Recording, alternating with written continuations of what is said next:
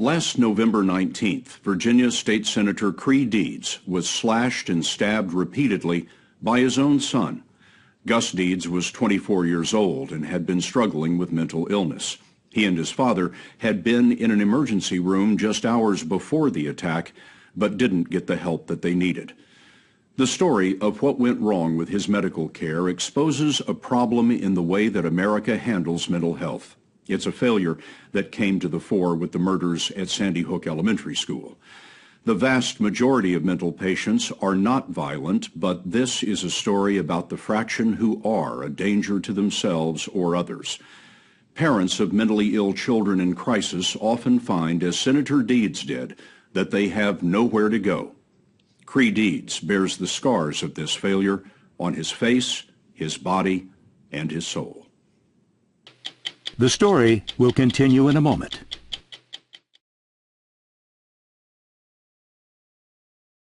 I really don't want Gus to be defined by his illness. I don't want Gus to be defined by what happened on the 19th. Gus was a great kid. He was a perfect son. It's clear the system failed. It's clear that failed Gus. It killed Gus.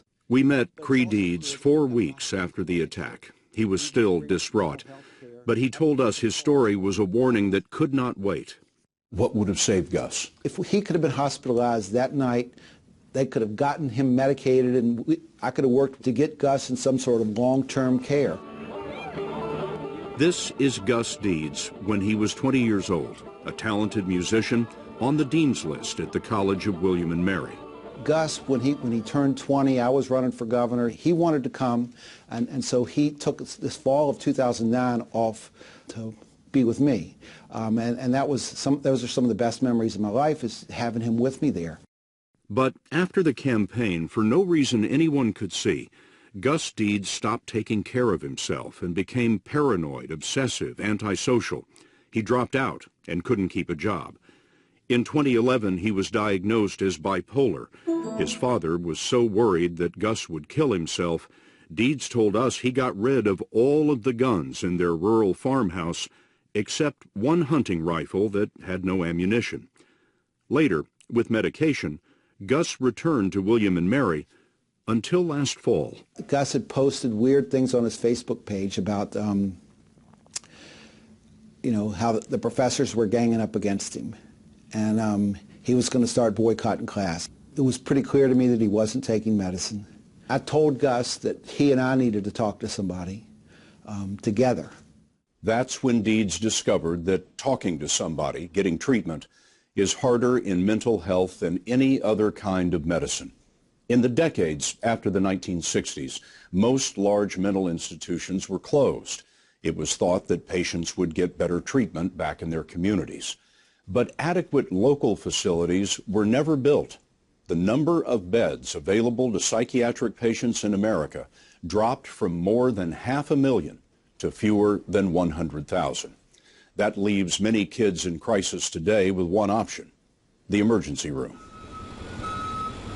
Every day we have 10 to 20 kids with psychiatric problems come into our emergency department. Kids who want to kill themselves, who've tried to kill themselves, who've tried to kill somebody else. Brian Geiser is a nurse practitioner we met in the emergency department of Yale New Haven Hospital in Connecticut. It's one of the best in the nation in psychiatry. Well, we have 52 psychiatric beds here at Yale, and right now all 52 are full. And so the 7 kids that are here in the emergency room are waiting for an open bed. How long will they wait? 5 of them have been here 3 days already. Most every day, the beds are full of patients in crisis. 17-year-old Tyler Wrightington was waiting in the ER. He had just slashed his face with a knife. You hear voices? Yes. A new voice came about a year ago, and I call it a he, because it was more of a deeper voice, but he ended up telling me to hurt myself and making me find ways to hurt myself. Do the voices ever tell you to hurt someone else? Only once, and that was at school, and that was when I got admitted into the hospital, because I was actually considering hurting the people around me, and I was like, this ain't me. This is not what I want to do.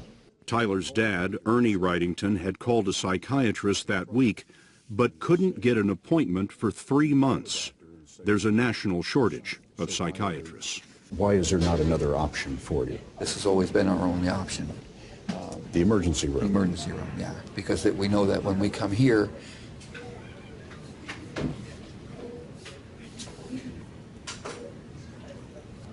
they take the time to take care of him, they sit and watch him, make sure he's okay. But okay usually means okay for the moment. Typically, insurance companies pay for this care only as long as the patients are, quote, at imminent risk of harming themselves or others. Some insurance companies will give us a couple of days, a few days, before they ask us to call them back to get reauthorization for the admission. Some of them are every single day that we have to call. And so usually, we're talking about, 3 to 4 days, and the insurance companies are saying, all right, it's time, let's get this kid out. Because they're not going to kill themselves or someone else right now. Right now, yeah. Many patients need care for months or years, but there are few facilities of that kind. They're expensive, and often insurance won't cover them. So kids in crisis spin in the emergency room's revolving door. We need to be able to set up a system where we follow these kids into the community. We follow the families. We make sure that they have a safety net and somebody's watching them and monitoring them.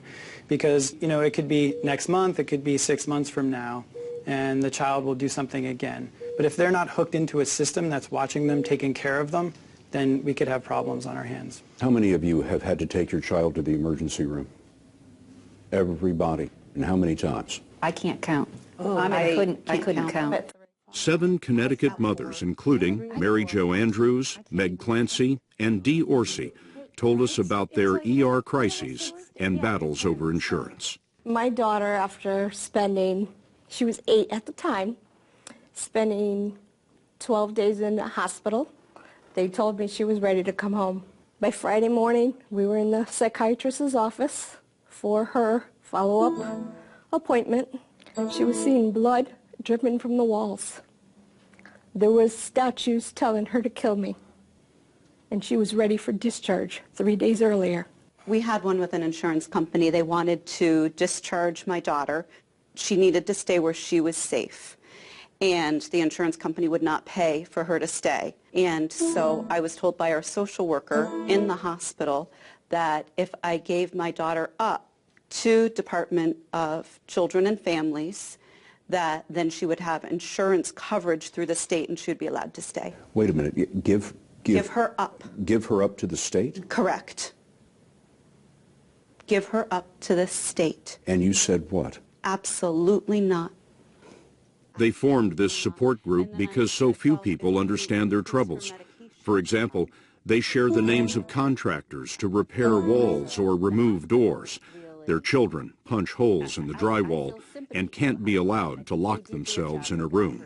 What is the difference between being the mother of a child who has mental illness and the mother of a child who might have heart disease or cancer? Sympathy. Being in Connecticut, they watched the tragedy at Sandy Hook Elementary with more insight than most. Referring to the killer's mother, one of them told us, if Nancy Lanza had a health care plan for her son, she couldn't have made it work. There's really no place after the hospital, so the kids end up coming back home, right where the situation started. And, the psychiatrists in the hospital will say, you're right, the system's broken. And I remember at one discharge, I refused to sign the discharge paper because I wasn't going to agree that it was appropriate. They discharged your child anyway? Oh, yes. Oh, yeah. Yes. That is essentially what happened to Cree Deeds in Virginia last November. But his effort was further complicated by the fact that his son Gus was an adult, over 18, and Gus didn't want treatment.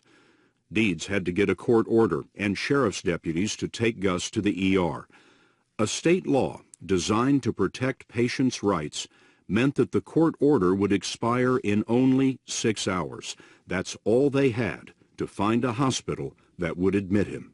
Whole afternoon, Gus didn't sit down. He paced the floor, he'd look at me, he'd smile. And I just had this sinking feeling that he wasn't going to be hospitalized. And if you didn't find a hospital bed in 6 hours, Gus was coming home. He was coming home.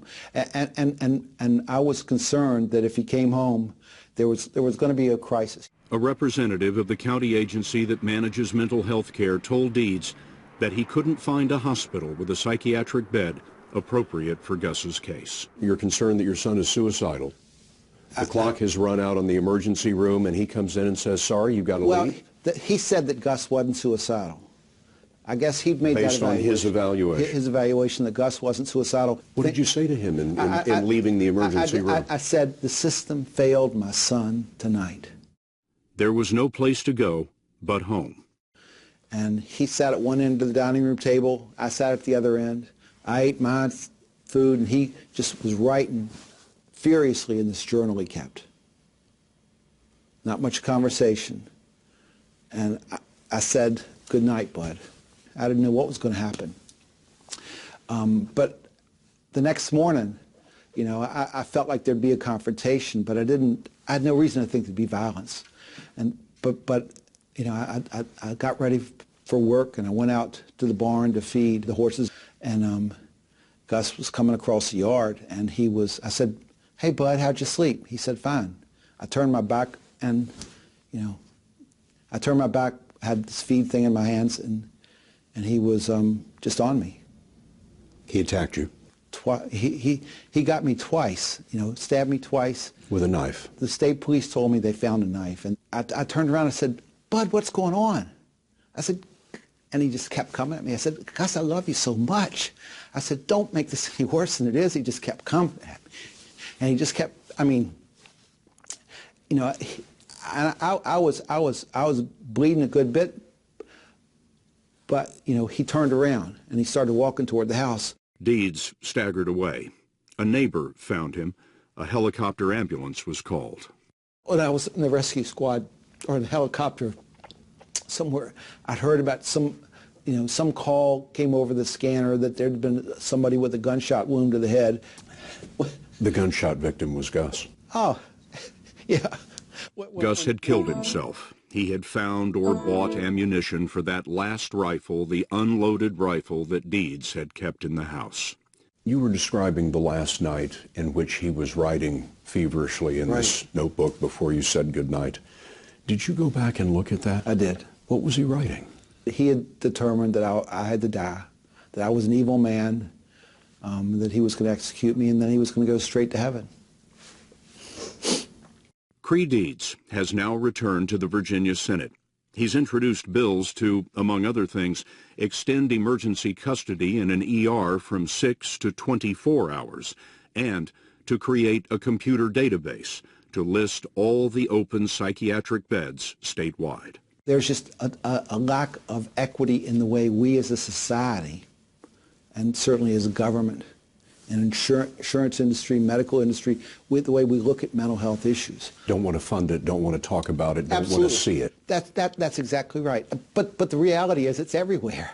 You've told us in this interview again and again that you don't want Gus to be defined by what happened in those few seconds. Right. I want people to remember the brilliant, friendly, loving kid that was Gus Deeds. We'll use Gus, I hope, to address mental health and to make sure that other people don't have to suffer through this.